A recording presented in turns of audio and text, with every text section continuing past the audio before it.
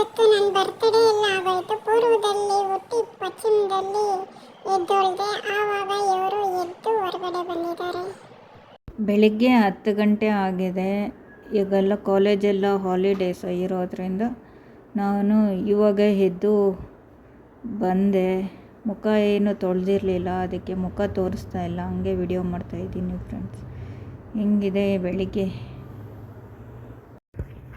ನಿಮಗೆ ಒಂದು ಟಿಪ್ ಹೇಳ್ಕೊಡ್ತೀನಿ ಫ್ರೆಂಡ್ಸ್. ಮುಖದಲ್ಲಿ ಗುಳ್ಳೆಗಳಾಗಿರುತ್ತೆ, ಅವರು ಇದನ್ನು ಅದು ನಾನೇ ಕೋಲ್ಗೇಟ್ ನನ್ನ ಪ್ರಭಾವ ನೋಡಿ ಹಚ್ಕೊಂಡ್ರೆ ಸಾಯಂಕಾಲ ಅಷ್ಟೊತ್ತಿಗೆ ಒಣಗೋಗ್ಬಿಟ್ಟಿರುತ್ತೆ.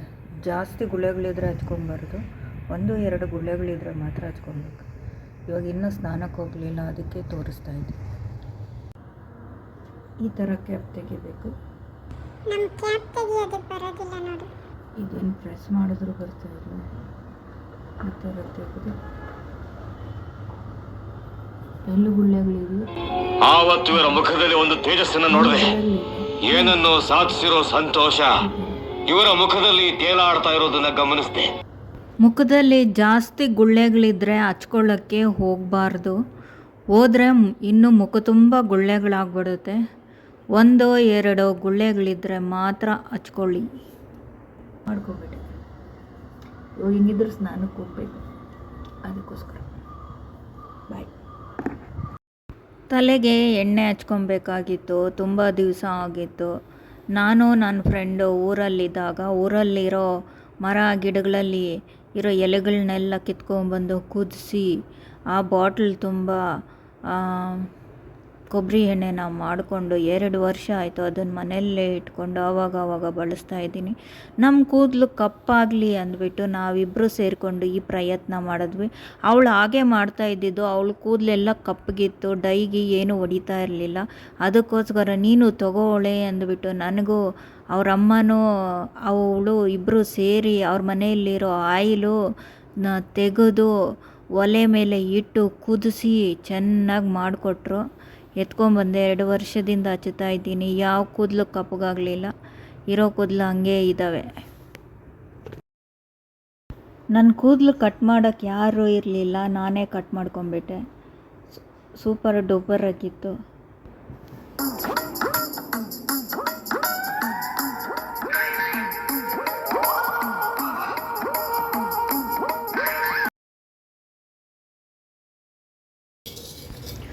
ಬಕ್ರೀದು ಸ್ಪೆಷಲ್ ಆಗಿರೋದ್ರಿಂದ ನಾನ್ ವೆಜ್ ಎಲ್ಲ ಕೊಟ್ಟು ಕಳಿಸಿದ್ರು. ಅದು ನಾವು ಮನೆ ಒಳಗಡೆ ಎತ್ಕೊಂಡು ಹೋಗೋದಿಲ್ಲ, ಅದಕ್ಕೆ ಹೊರಗಡೆನೇ ಇಟ್ಟು ತೊಳಿತಾ ಇದ್ದೀನಿ. ಇನ್ನೊಂದ್ಸತಿ ಏನಾದರೂ ಮುಸ್ಲಿಮ್ಸ್ ಅವರು ಕ್ರಿಶ್ಚಿಯನ್ಸ್ ಅವರು ನೋಡಿದ್ರೆ ನಿಮಗೆ ನಾನ್ ವೆಜ್ ಕೊಟ್ಟು ಕಳಿಸಲ್ಲ. ಈ ವಿಡಿಯೋನ ಹಾಕಬೇಡ, ನನ್ನ ಮಾತು ಕೇಳಿ ಸ್ವಲ್ಪ.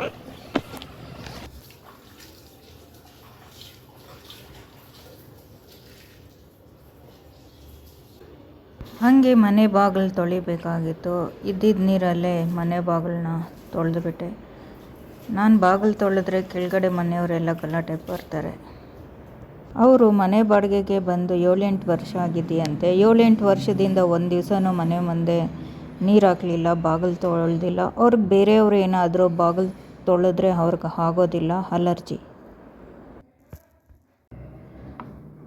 ದೋಸೆ ಫ್ರೆಂಡ್ಸ್, ಫಸ್ಟ್ ಸ್ಟವ್ ಅಂಟಿಸ್ತಾ ಇದ್ದೀನಿ. ಬೆಳಿಗ್ಗೆ ದೋಸೆ ಇಟ್ಟು ಮುದ್ದೆ ಮಾಡ್ಕೊಳ್ಳೋಣ ಅಂದ್ಕೊಂಡಿದ್ದೆ, ಆದರೆ ರಾತ್ರಿನೂ ಅದೇ ಆಗಲಿ ದೋಸೆ ಮಾಡ್ಕೊಳ್ಳೋಣ ಅಂತ ಮಾಡ್ಕೊತಾ ಇದ್ದೀನಿ. ದೋಸೆ ಇಟ್ಟು ಮಾಡಿಬಿಟ್ಟು ಫ್ರಿಜ್ಜಲ್ಲಿ ಇಟ್ಕೊಂಡ್ಬಿಟ್ರೆ ನಮ್ಗೆ ಯಾವಾಗ ಅರ್ಜೆಂಟ್ ಇರುತ್ತೋ ಅವಾಗೆಲ್ಲ ಮಾಡ್ಕೊತಾ ಇರ್ಬೋದು. ಇಲ್ಲಾಂದರೆ ತಲೆ ಕೆಟ್ಟೋಗ್ಬಿಡುತ್ತೆ. ಅಯ್ಯೋ ಏನಿಲ್ವ ಅಂತ ಹೋಟ್ಲ್ ಕಡೆ ಓಡಬೇಕಾಗುತ್ತೆ. ಈ ಥರ ಮಾಡ್ಕೊಂಡು ಇಟ್ಕೊಂಡ್ಬಿಟ್ರೆ ನಮ್ಗೆ ಎಮರ್ಜೆನ್ಸಿಗೆ ತುಂಬ ಒಳ್ಳೆಯದು.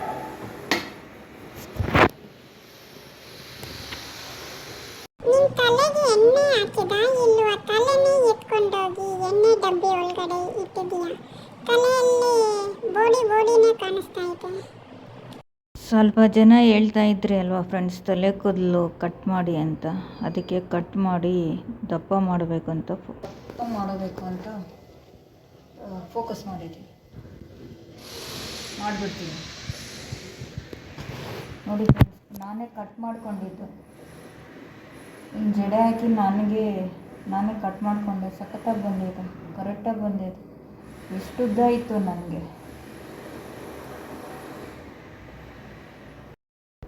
ನನಗೆ ಕೂದಲು ಇನ್ನೂ ದಪ್ಪ ಆಗಬೇಕು, ಬೇಗ ಉದ್ದ ಆಗಬೇಕು. ಅದಕ್ಕೋಸ್ಕರ ನನ್ನ ತಲೆ ಕೂದಲಿನ ಪೋಷಣೆಗೆ ಸೀಗೆಕಾಯಿ, ನಲ್ಲಿಕಾಯಿ, ಸೋಪುಕಾಯಿ ಎಲ್ಲ ಜಜ್ಜಿ ಪುಡಿ ಮಾಡಿ ನೆನೆಸಿ ಇಕ್ತಾ ಇದ್ದೀನಿ. ಈ ನಲ್ಲಿಕಾಯಿನ ನಾನೇ ಮಾಡಿದ್ದು. ಮಾರ್ಕೆಟ್ಗೆ ಹೋಗಿ ತಂದೆ ಫ್ರೆಂಡ್ಸ್. ಮಾರ್ಕೆಟಲ್ಲಿ ಬೆಟ್ಟದ ನಲ್ಲಿಕಾಯಿ ತಂದು ಕೊಯ್ದು ಅದನ್ನು ಸ್ವಲ್ಪ ಒಣಗಿಸ್ಬಿಟ್ಟು ಇಟ್ಕೊಂಡೆ. ತುಂಬ ಚೆನ್ನಾಗಿರುತ್ತೆ ಕೂದಲಿಗೆ ಅದು ಹಾಕಿದ್ರೆ.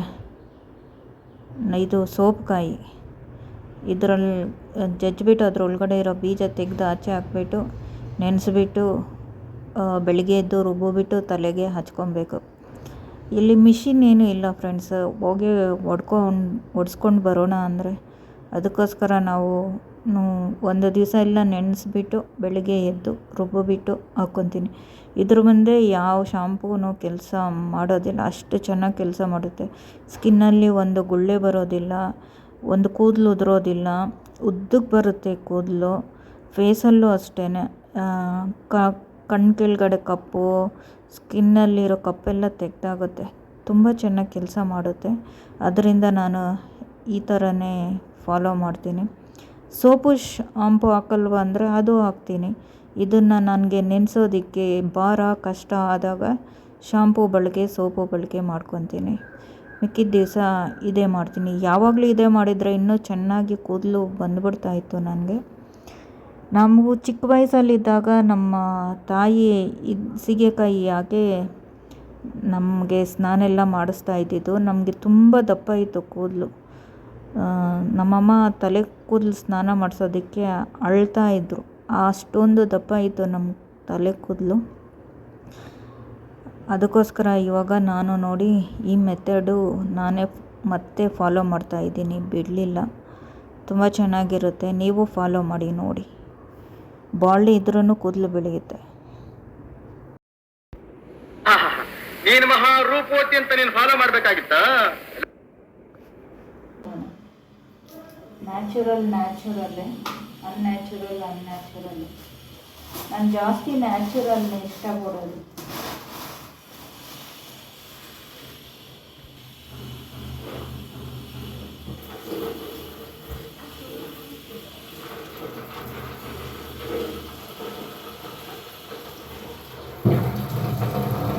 ಫಿಲ್ಟ್ರ್ ಇದ್ದರೆ ಫಿಲ್ಟ್ರ್ ವಾಟ್ರನ್ನ ಬಳಸಿ ಫ್ರೆಂಡ್ಸ್. ತಲೆ ಸ್ನಾನಕ್ಕೆ ಆಗಲಿ, ಈ ಥರ ನೆನೆಸೋದಕ್ಕೆ ಆಗಲಿ ತುಂಬ ಒಳ್ಳೆಯದು ಡೈರೆಕ್ಟ್ ವಾಟ್ರಿಗಿನ್ನ. ನೋಡಿ ಹಿಂಗಿದೆ.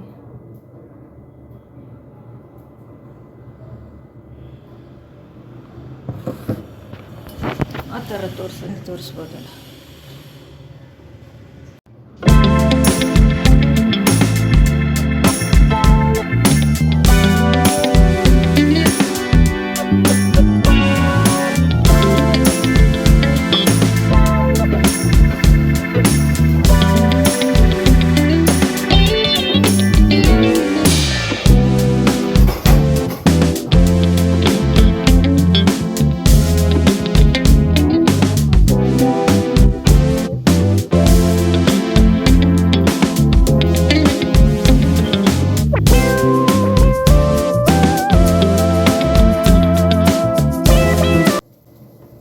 ಮಾವಿನಹಣ್ಣು